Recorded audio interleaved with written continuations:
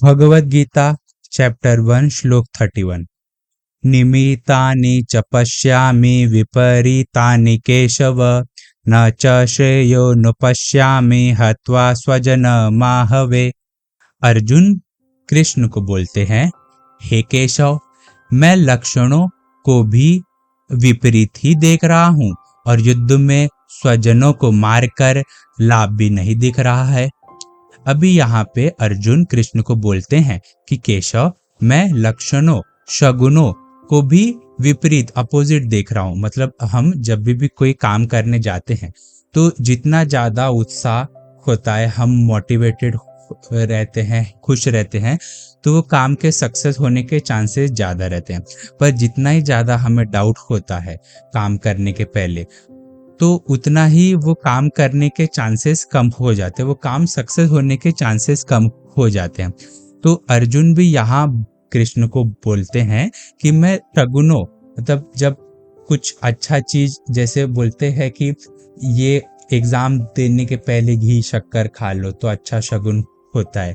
तो अर्जुन क्या बोलते हैं कि उनका शरीर एकदम कांप रहा है और सूख रहा है और उनको चक्कर आ रहा है, जिससे उनको खड़े रहने में भी तकलीफ हो रही है। तो ये सब जो साइंस है, ये सब जो सिग्नल्स है, वो अच्छे शगुन है नहीं। अर्जुन कृष्ण को ये बोल रहे हैं।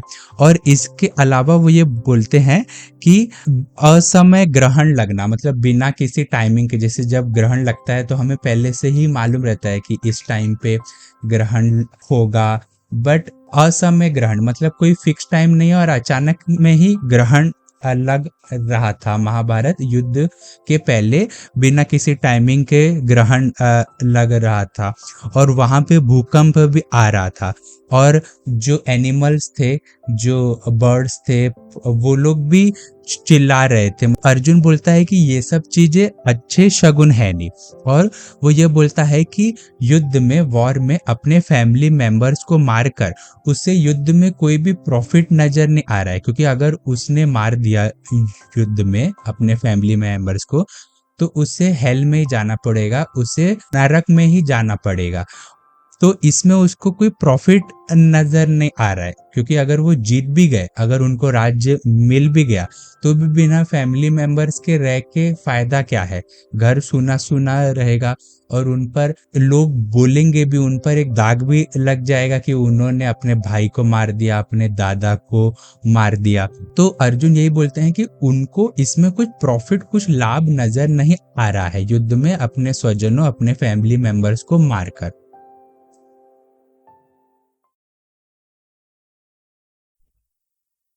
अब अर्जुन बोलते हैं कृष्ण को कि जिस काम को करने में कुछ अच्छे शगुन नहीं दिख रहे हैं और जिस काम को करने में उनका मन भी है नहीं, तो उस युद्ध को ना करने की वो अपनी इच्छा कृष्ण के सामने प्रकट करते हैं, रखते हैं, बोलते हैं।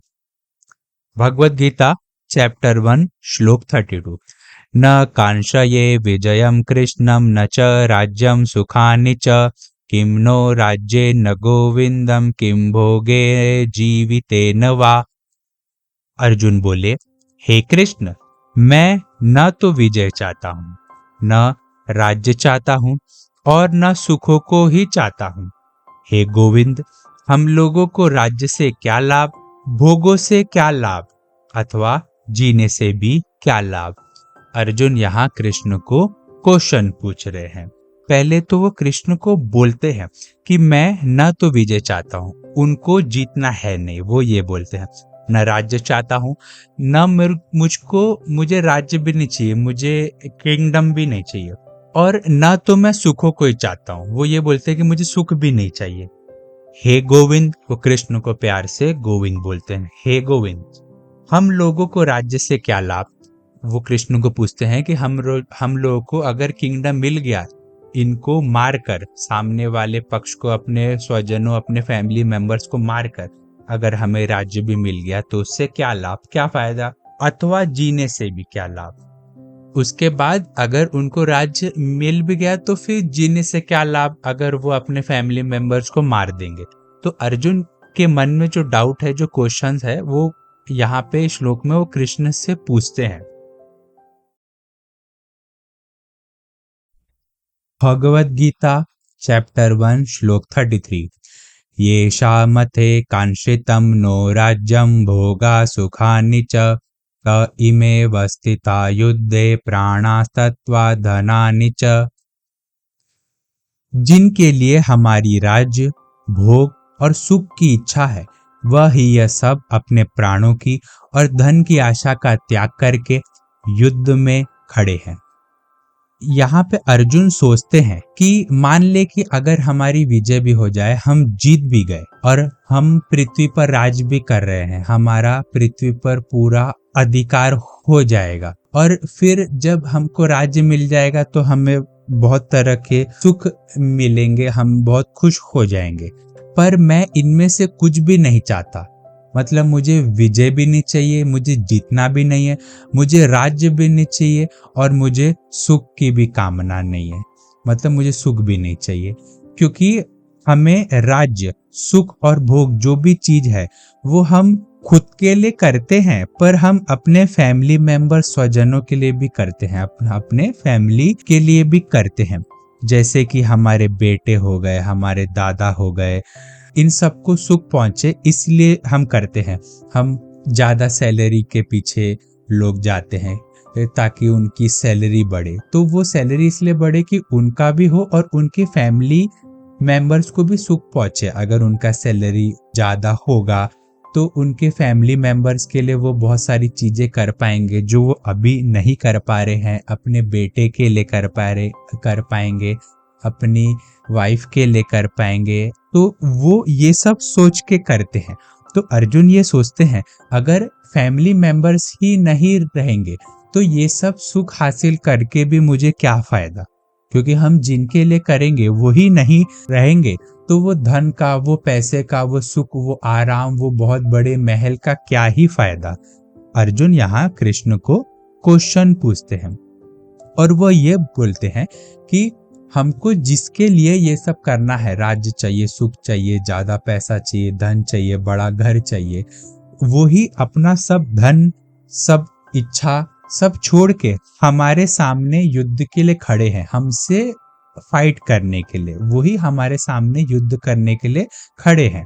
तो अर्जुन कृष्ण को ये बोलते हैं कि जिनके लिए हम राज्य, भोग और सुख की इच्छा रखते हैं, कि हम सोचते हैं कि उनको सुख पहुंचे, वही सब लोग अपना सब सुख छोड़कर हमारे सामने युद्ध के लिए खड़े हैं। ये अर्जुन कृष्ण को बोलते हैं ये चीजें। वो अपने ऑब्जर्वेशन, अपने थिंकिंग के अकॉर्डिंग, अपने परेशानी के अकॉर्डिंग, उनके मन में क्या चल रहा है ये सब सोच के वो कृष्ण को ये सब चीजें बोलते हैं।